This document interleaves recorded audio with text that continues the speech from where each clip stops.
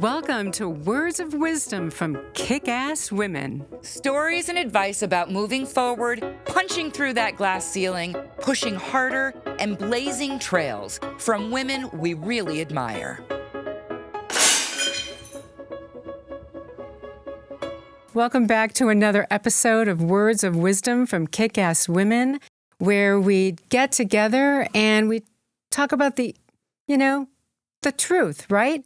We share stories and we talk to women that we admire about how they're moving ahead, breaking through ceilings, and just being kick-ass. I'm Liz Brohan. And I'm Mary Olivieri, and today I'm really excited about this topic. We're diving into something that I think a lot of us think that we're good at, but probably not as good as we think.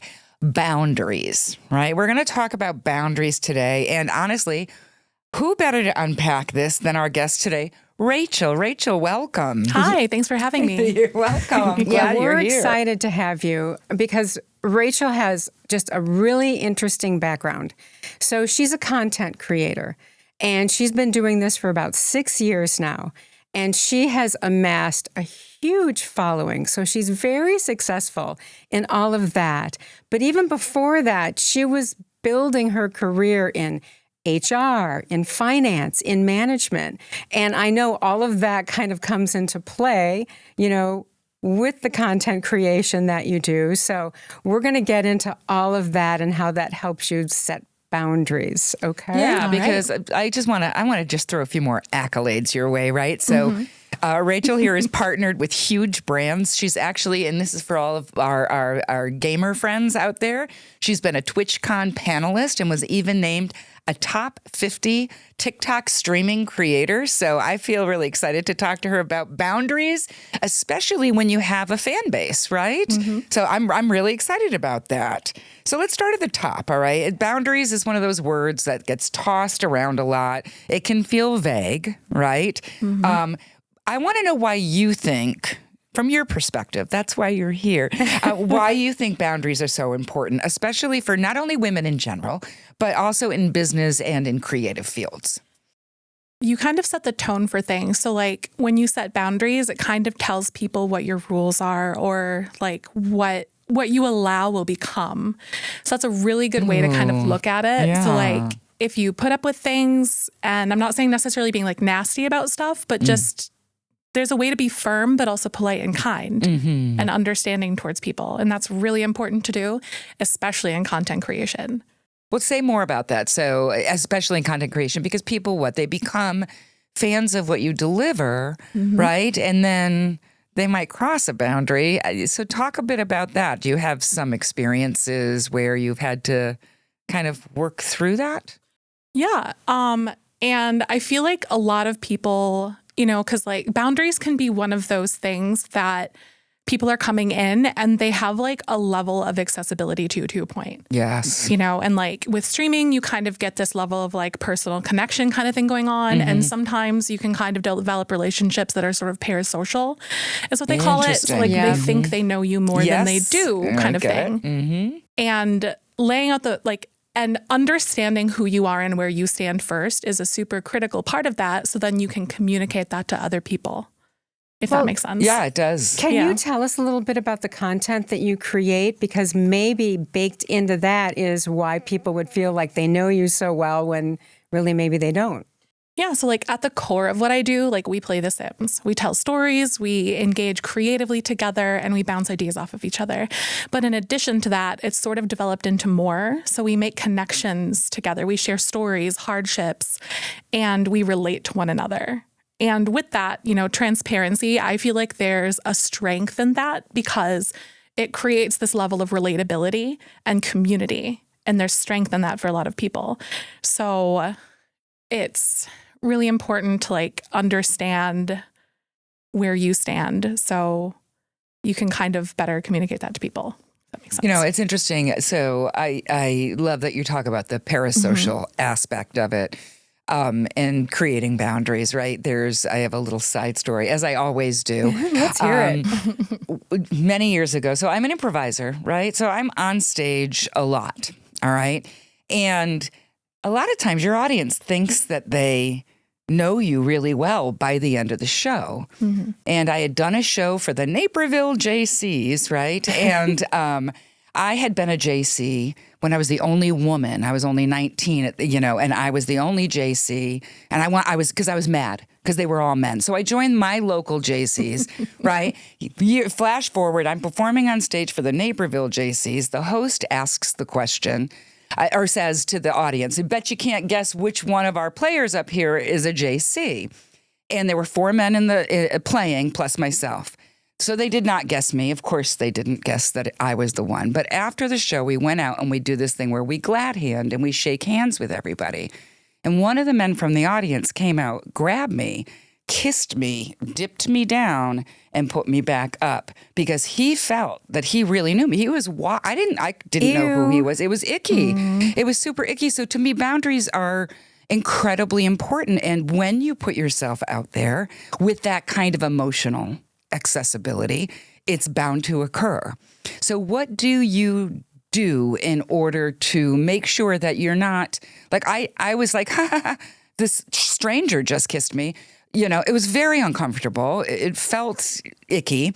And so when you're faced with something like that, how do you work it so that you don't necessarily lose a fan but without like pushing them off, I guess. I'm not articulating it as well as I would like to. But And honestly, if someone can't follow your boundaries, then I was kind of talking to Liz a little bit about this. It kind of tells, like you said, it kind of teaches people how to treat you. And if they have a problem with it after you've established that, if they leave, so be it. Then I always say like, hey, I'm not cool with this. And if you think this is okay to do, then this is probably not the right space for you, kind of thing. It's kind of like, so be it. There's so many other places that they could be, and that's okay. I hope it doesn't happen as much as, you think, although it sounds like you handle some pretty heavy content discussions. It does happen. I feel like it happened a lot more frequently in my infancy of my career because I wasn't as strong or as confident with that because of the fear of losing that viewer. Yeah. But then I also realized if they're making me feel uncomfortable, that's probably reflecting in my content, and also it's reflecting that. And it might be making other people kind of like, maybe I don't want to be here. Why is this a thing here? Right. I totally understand that. Yeah, because I think that you shared a story with us prior to airing this episode about when you were just starting out and having to set boundaries, not just with listenership, but with friends who wanted to be helpful. Can you talk a little bit about that? Because we all have friends who want to be helpful. At least I hope we all do. And sometimes the help can overcome you. Is that right? Yes. Yeah, that's totally right. And, you kind of create those social bonds with people, especially as you're a smaller content creator, because that level of accessibility is more intimate, if that makes sense. So I guess like the basis of it for me was it was a really tough lesson to learn, because I kind of let them dictate the direction of things and like the community that I wanted to build because I didn't feel like I was empowered in my own ways and then like in confident with my own content and like the direction that I wanted to go and where I eventually wanted to be. And like learning to cut that tie and to step away from that ended up allowing me to like grow even more and spread my wings and really do exactly what my heart called me to do. But that must have been tough for you to do, right? Oh gosh, yeah. I mean, just to be, you want to maintain your vision as a creative, right? But it's great advice too. I mean, absolutely. You can take people's feedback and you can follow it because you think it's helpful. And then you can say, I'll just consider that idea. And that's really hard to do too, because like as someone who is a recovering people pleaser, we've all been there, I'm sure. We're going to have to hear about that. Yeah. A recovering people pleaser. Like it's really hard to listen to people and their input and feel like you don't have to enact every single bit of it. Yeah. Especially since my content has like such a collaborative energy to it. I see. Yeah. It's really difficult to balance that. Yeah. I mean, and for all you pleasers out there and Mary, are you a people pleaser? I was once, yeah, and to a certain extent, I still am. I think you know that, because those of you who don't know, Liz was my boss at one time, and my goal every day was to. I would go into work thinking I need to make sure that Liz is happy, because I learned that if you make your boss successful, they'll find you really important and irreplaceable and do the same for you, which is exactly what happened with us. But so I can be a pleaser. It's very hard, though, if you disagree with something, right? And there were times where Liz was like, I think we really need to do this. And I didn't agree. But as a pleaser, I'm like, I got to do what she says, And so finding that voice can be difficult at times, too. So Right. And then later at lunch, she'd tell me I'm an idiot.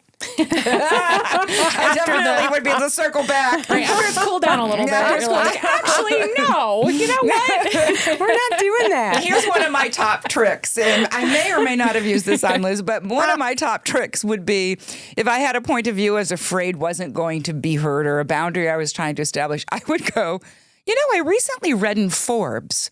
And then I would say the thing, and half the time people would go, oh, Forbes said it. I was totally full of it, right? But that's how I started to create boundaries, because Forbes told me to do it, because I didn't have the power to do it myself. So I hear that, but I'm really intrigued because you walk the line all the time in what you do. Yes, absolutely. Because my son, as I told you, is very into the same world that you are in.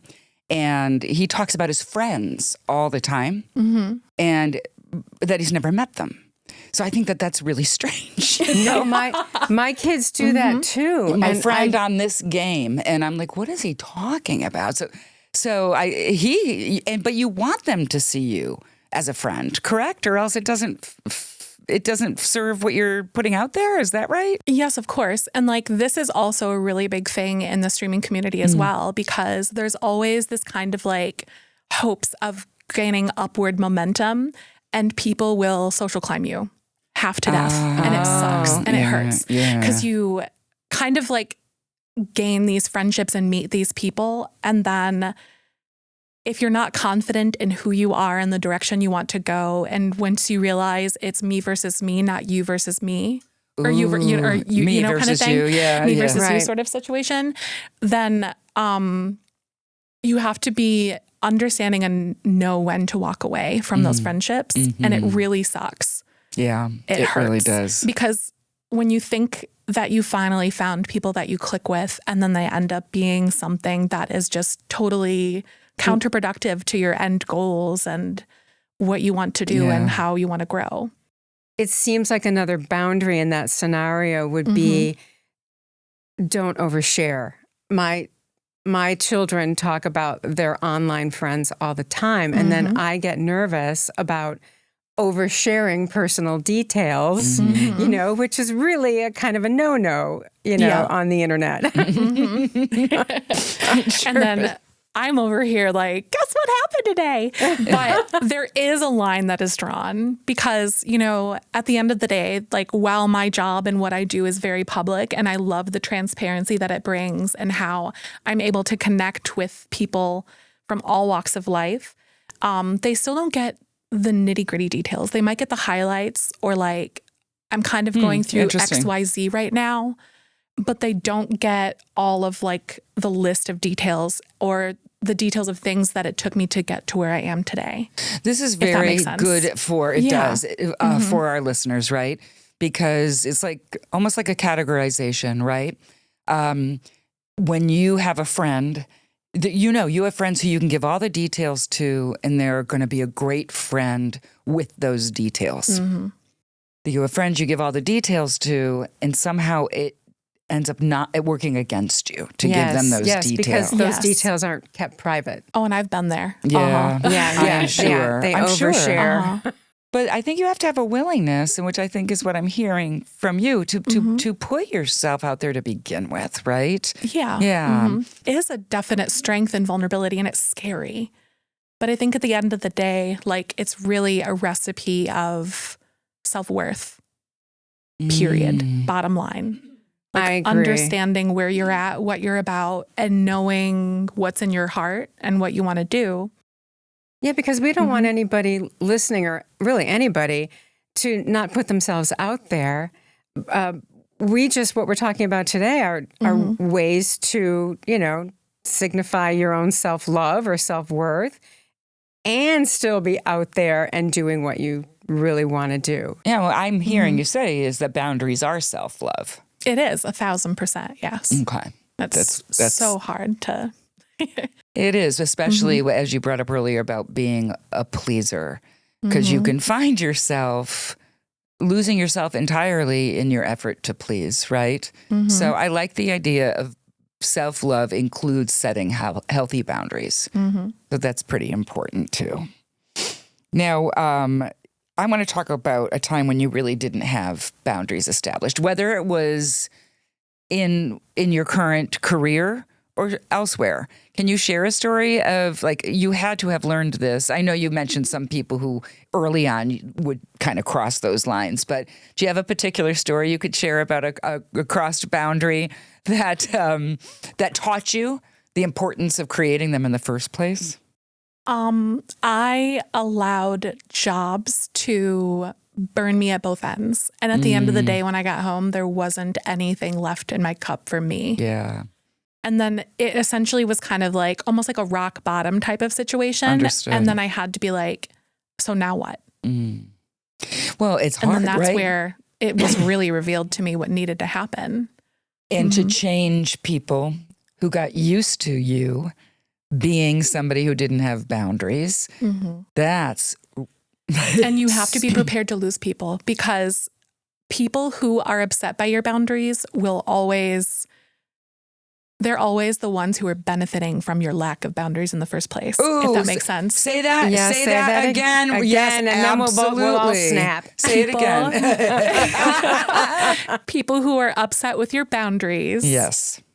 Were the ones taking advantage of your boundaries or your lack of boundaries in the first place. Yes. That is really important. Are you down for that? Right.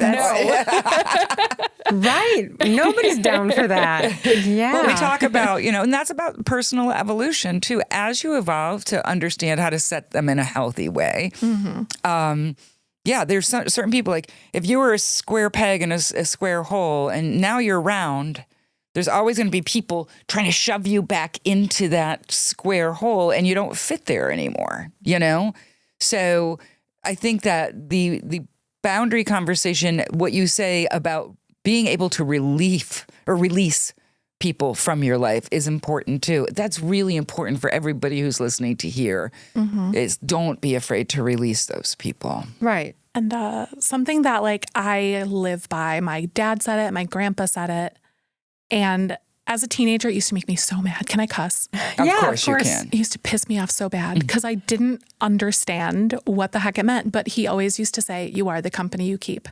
If you surround yourself in shit will come to you. Yeah, exactly. Right. Exactly. Right. And you can be kind and not mean or bitchy and have boundaries, but you can be firm and polite. And the other adage is, people they come into your life for a season, a reason, or a lifetime. And sometimes the people that we let go were there to help us learn a quick lesson. A catch and release program is not a bad idea. Blessing or a lesson. That's everything in life is a blessing or a lesson, or both. That's a or both. great way to look at it. And I wanted to just touch on something you said a minute ago that was really intriguing. When you got home at the end of the day and you didn't have enough in your cup for you. So what does that look like now? And how did you get there? I learned to rest and listen to my body, because I'm actually someone who struggles with chronic pain. And being a go-getter and someone who has 1,000,001 aspirations and ideas and things that I want to do, learning to rest and be comfortable and actually resting is such a hard skill to learn, because if you take your car to go get an oil change, right? Why don't you allow yourself to go do that? You're still doing that maintenance and you need to learn how to take that break so then you can continue on without, burning yourself out of oil. Yeah. Right? So self-love is rest. also self-care. care. Yes. And Yes. having and understanding your worth and your value and like understanding that like things aren't going to fall apart. The world will not stop turning if you pause. And that's okay. Irma Bombeck huge. said that, I think, on her deathbed, unfortunately, where she said, I wish I'd taken a day off every now and then. Nobody would have missed me for one day. Yeah, so do. Take care of yourself. Take a beat. Yep. Yeah. Let it happen. That's great advice. Mm-hmm. So Liz, as we talk about the boundary, were you a pleaser? I'm interested to know that about you as well. Do you have any pleasing stories that got you in trouble? Well, always, right? I'm a middle child, right? And so I bear that, I'm going to be the one who fixes everything, and I'm going to be the one to build bridges, and I'm going to be the one that brings people together. And so really where I've ended up is with compromise. I think that's one of the things that I've grown to be extremely strong in, and that is finding compromise in a situation, or in a relationship, so that everybody can, just continue to be, grow and be successful. But that was a transition that was hard to figure out. And, I have a little bit of something to add to that for myself too, because I totally get that. Learning to create a space and disarm yourself when someone's trying to talk to you and bring something up to you, so you can create a space for actual conversation and progress to happen, is such a difficult thing too. It's kind of like a garden, like you have to tend your garden. Yes. Talk you have more to about that. allow- Like, how can our listeners do that if they're not good at it? Like, what would you advise? To be able to, you mean to be able to Make like that disarm space. yourself to make your space? Yeah. Learn that if someone points something out to you, it might not be about you. There might be a learning opportunity here, if that makes sense. Yeah, it does. And it's like the release of ego, I guess. Oh, that's a tough one. Yeah. I often think about that. Like, if somebody's really unhappy or crossing boundaries with anger or something with me, 9 times out of 10, it really does have nothing to do with you and everything to do with what they're processing. And so I love that idea, because ego is at play. A lot of people think of ego as like, oh, I'm the greatest thing since sliced bread. But ego also, too, is if somebody's having a hard time with something, they may even be trying to make it about you. If you set the ego aside, you can actually discover something. I mean, that has brought a great deal of success to a lot of people I know. I think that's great advice, Mary. I really do. The whole idea of just making sure that you're getting the right perspective on the situation, and maybe just telling yourself straight out, I don't think this is about me.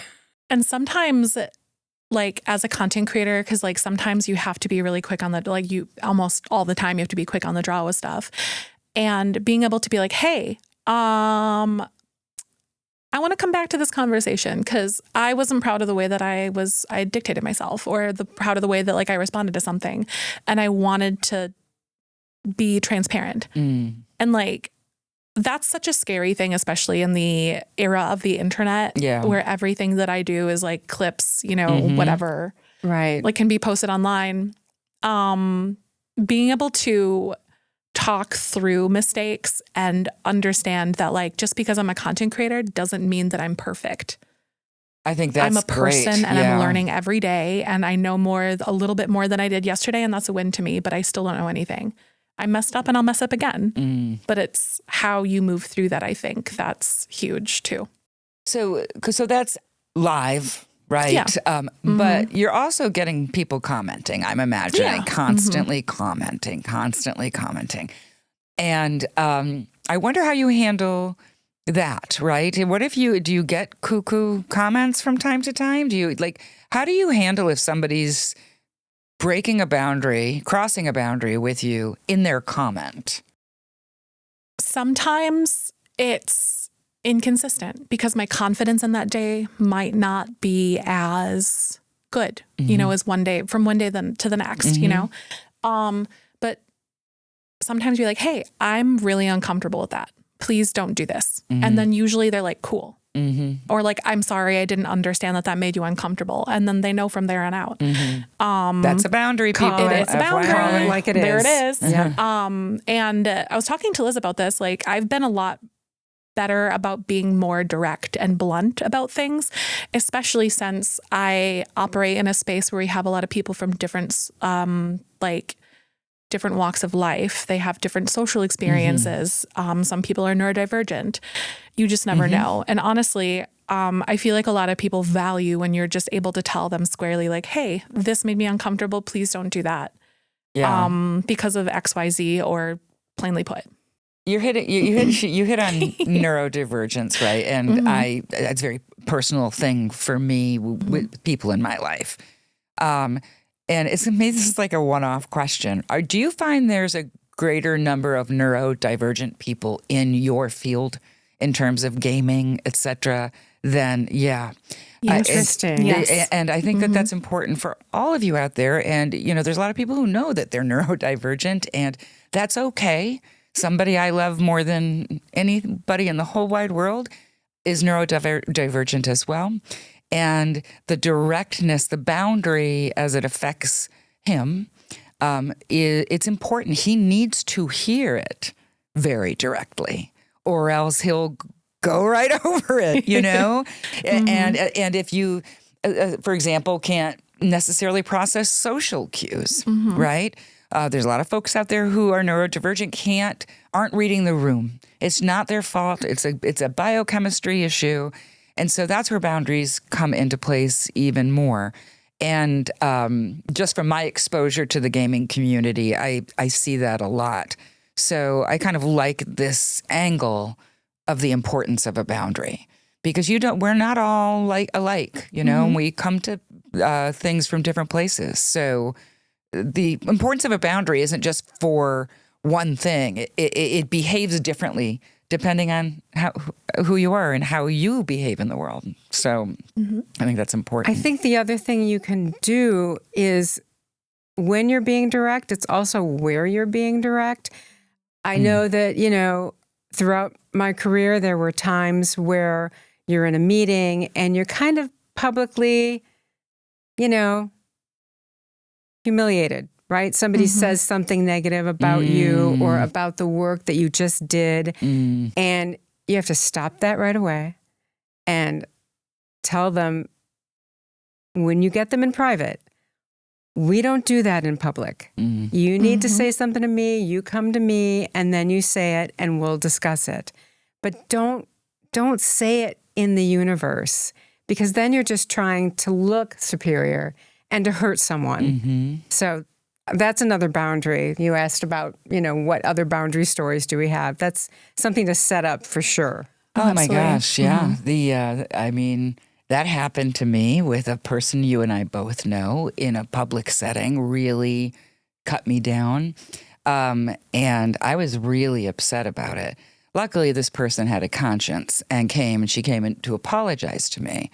And I said, if you're going to cut me down publicly, you apologize publicly. Nice. And she heard that loud and clear. Did she apologize publicly? No.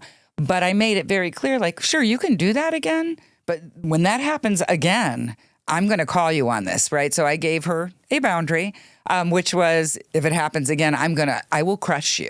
I'm like, that is a rule. Yeah, there you go. What do they say? Screw you once, shame Right, on shame me. on you, yeah. Shame on you. Screw me twice. Shame on me. Yeah. Yeah. So that's what I always look at, is I'll give you one chance and then that's Absolutely. it. I get it. You said something that kind of sparked something in me. I kind of operate on this idea that everyone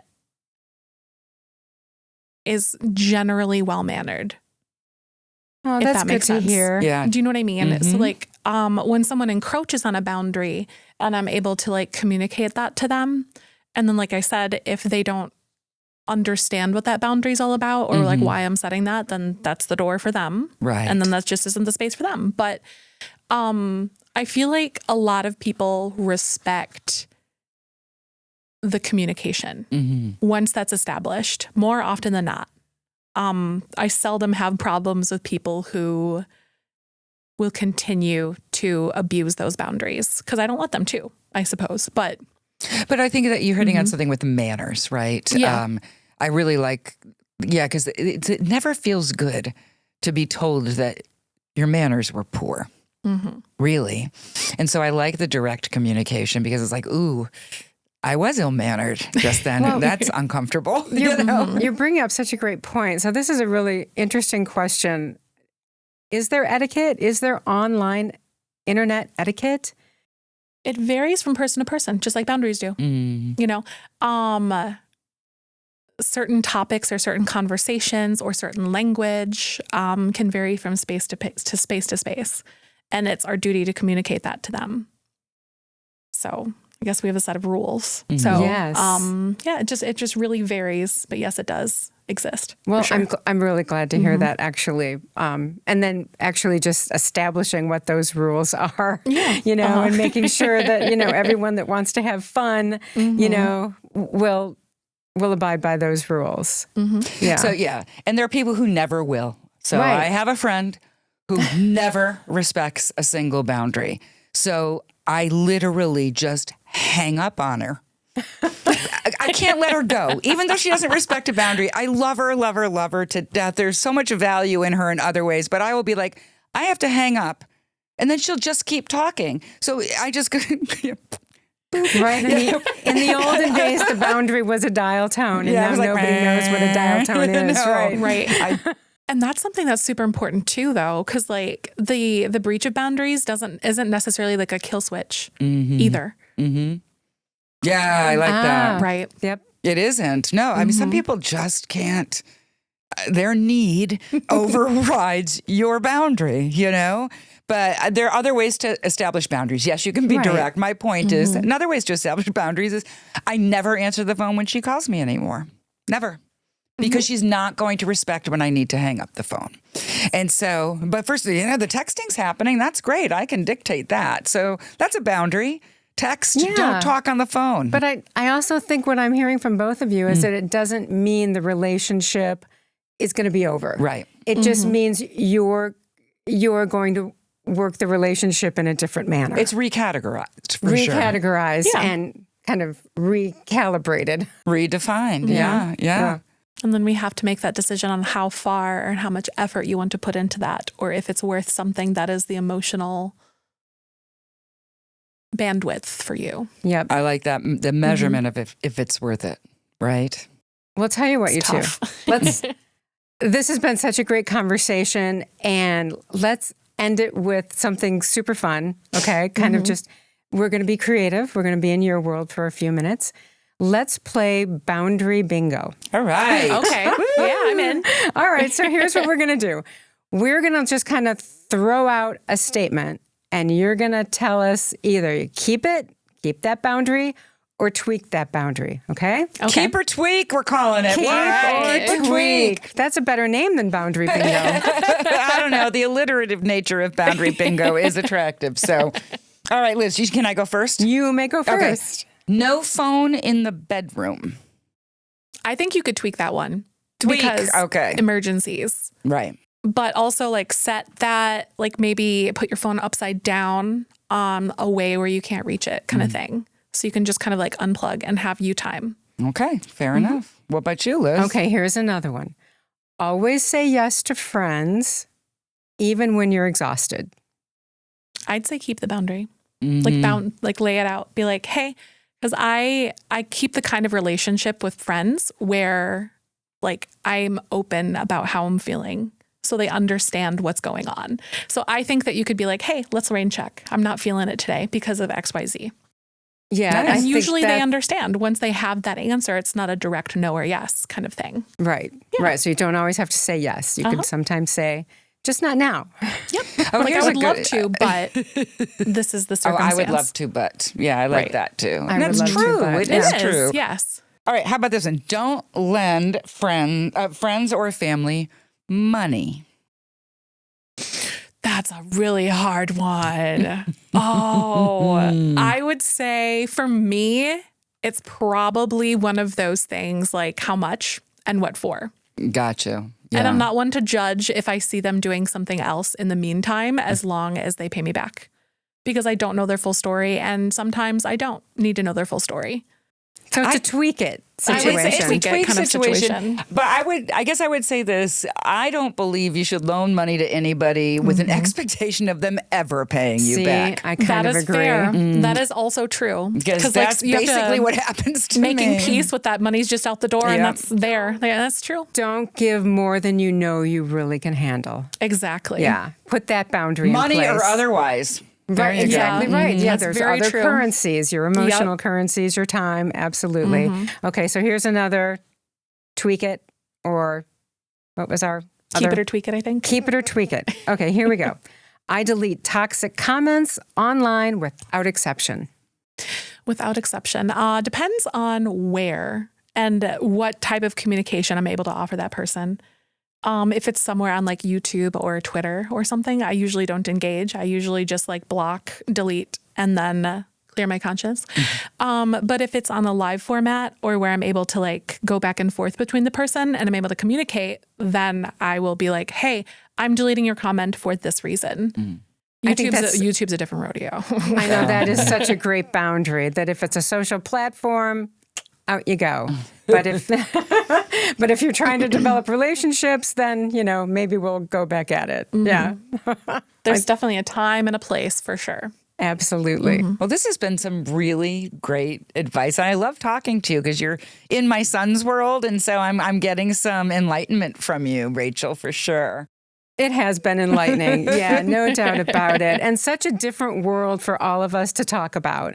Not all of us get to talk to online creators, very often. So Especially one as successful as you, another kick-ass woman here in the house. We appreciate your honesty, your stories, all of it. It's really great to have a youthful perspective here, too. there we go. So thank you. Thank you for having me. And thank you to my community, most of all, for allowing me to be in the position where I am today. Yay. Because I that's wouldn't very be there sweet. without the people around me. Oh, appreciate that. Yeah. Well, and I've seen some of her posts, and you do a great job of appreciating, your community. Yeah, Thank you you. do that often.